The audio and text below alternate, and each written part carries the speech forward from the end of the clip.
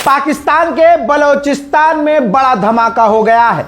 यह सबसे बड़ी ब्रेकिंग न्यूज है जो मैं आपको बताने वाला हूं। सुबह वाली वीडियो में आप देख चुके हैं मेरी हालत कितनी खराब है, लेकिन फिर भी क्योंकि पाकिस्तान में एक बार फिर से मेरे हिसाब से यह टारगेट किलिंग है। बलोचिस्तान में अल्पसंख्यक समुदाय के मुस्लिम रहते हैं। मुहर्रम आने वाला है, बकरीद के बाद आप मुहर्रम में देखेंगे कि बलोचिस्तान में बलोच लोगों को मैक्सिमम लेवल पर मारा जाता है।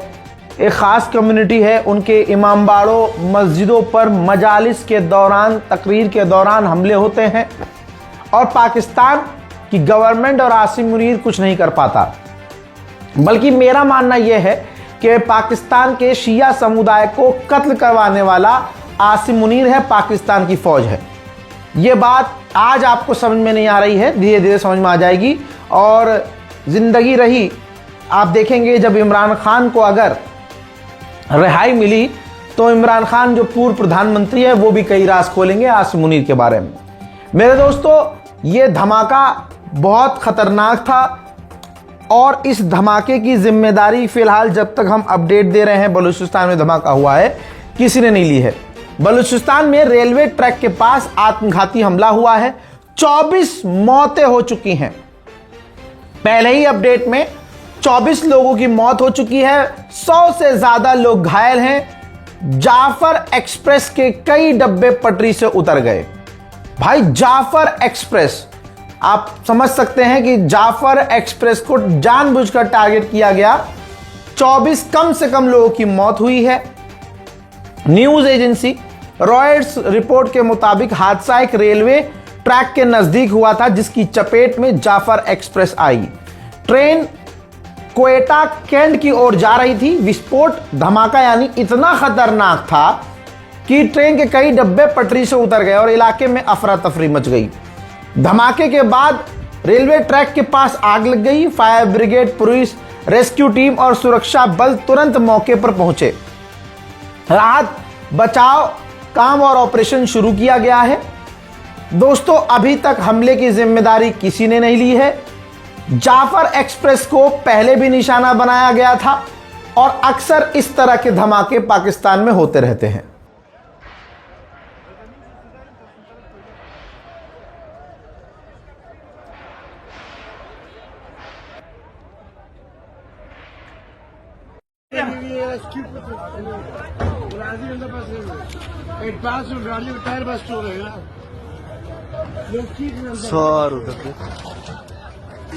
भाई अपने को नहीं लगाना,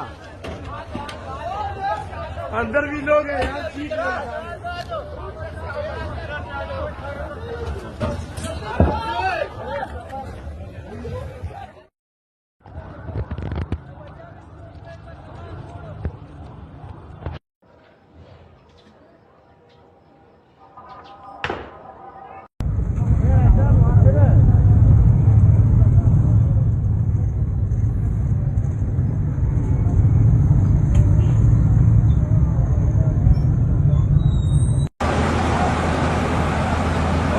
गाड़ी होती ना 2 4 6 8 10 15 20 गाड़ी हो।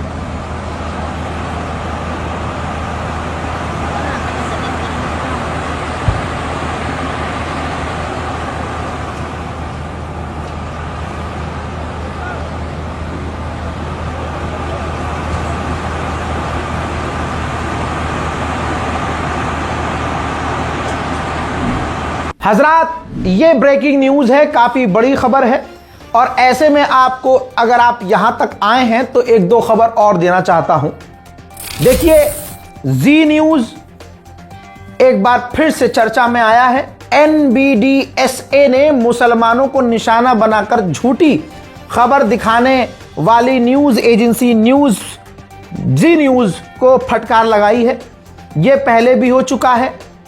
NBDSA ने अक्सर मुसलमानों के खिलाफ झूठी खबर चलाई है, तो इस बार फिर से फटकार लगाई गई है। इससे पहले लाखों का जुर्माना ठोका गया है। यानी भारत की ज्यादातर मीडिया, जी न्यूज़, गोदी मीडिया को गोदी मीडिया क्यों कहते हैं, मैं आपको यकीन दिलाने के बाद कहना चाहता हूं कि ज्यादातर भारत में मुसलमानों के खिलाफ झूठी खबरें चलाई इसी तरह से जाती हैं। ढोल पीटा जा रहा है कि उपराष्ट्रपति अमेरिका का भारत आया था, ये हो गया वो हो गया, मोदी का जलवा, जी कद्दू का जलवा। आज पूरा भारत समझ रहा है कि मोदी से कुछ नहीं हो रहा है, बल्कि असली खबर यह है अमेरिका में ये रहा मोदी का जलवा। रिपोर्ट आपके सामने है, अखबार में छप चुका है, दैनिक भास्कर अखबार है। माय डियर डोनाल्ड ट्रंप फिर से शुरू हो रहा है और यहीं पर खबर आ रही है कि 15,000 भारतीयों की छटनी अमेरिका में की जा रही है। नई जॉब नहीं है और अब वो भारतीय खौफ में है कि अमेरिका उन्हें डिपोर्ट कर देगा। इन 15,000 जो बेरोजगार अमेरिका में होने वाले भारतीय हैं, इन 15,000 में से 13,000 वो भारतीय होंगे जो अमेरिका में रह के मोदी मोदी मोदी ओ ये मोदी करते होंगे। मैं भगवान मोदी देख लिया, अब अमेरिका में पहली बार भगवान मोदी देखा। ये करने वाले 15,000 में से 13,000 वो अब होंगे जो अमेरिका में बेरोजगार 15,000 हुए हैं। 13,000 मोदी भक्त होंगे। अब इंशाल्लाह जल्द उन्हें हम भारत में देखेंगे, फिर देखते हैं मोदी के कितने बड़े फैन हैं। उधर मेरे दोस्तों मजा कीजिए देश हित में। जी हां, देश हित में 10 दिन में तीसरी बार पेट्रोल के दाम बढ़ चुके हैं, 100 रुपया पार हो चुका है। लेकिन आपने घबराना नहीं है क्योंकि मोदी भगवान है। उधर मेरे दोस्तों बिहार के साथ सही हो रहा है। ये देखिए बिहारियों का हाल। ये कॉकरोच पॉलिटेक्निक का एग्जाम देने के लिए दरभंगा बिहार वाले जो हैं पहुंचे हुए हैं। ट्रेनों का हाल देखिए।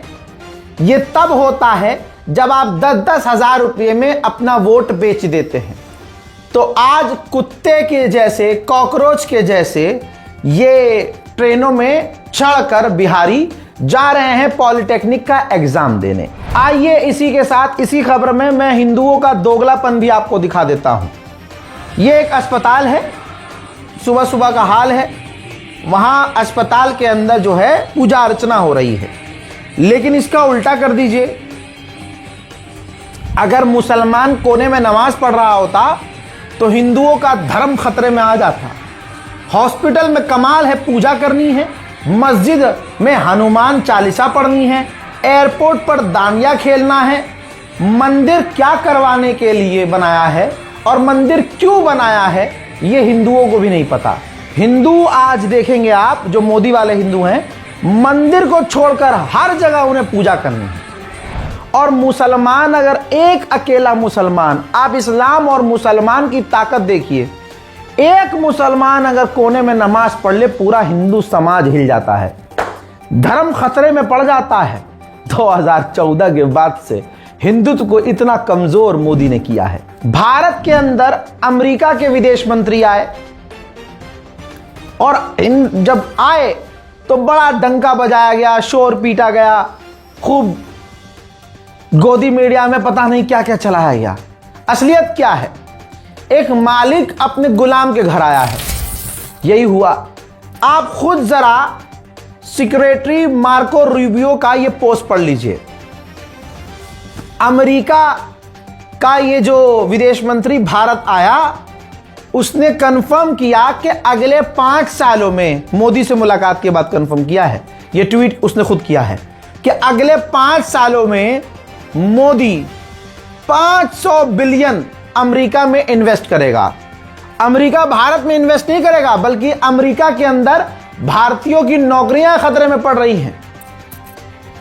भारतीयों को वीजा नहीं मिल रहा है, लेकिन उल्टा मोदी जो गुलाम है अमेरिका का, वो $500 बिलियन अगले 5 साल में अमेरिका में उल्टा इन्वेस्ट करेगा।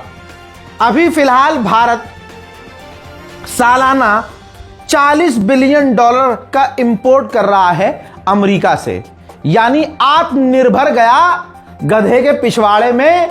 ये मोदी ने जो तुम लोगों को चू बनाया है उसकी हकीकत आपके सामने है। मार्को रूबियो ने खुद लिखा है कि $40 बिलियन का सामान सालाना मोदी इंपोर्ट कर रहा है और अगले 5 सालों में 500 बिलियन उल्टा अमेरिका में इन्वेस्ट करेगा भारत।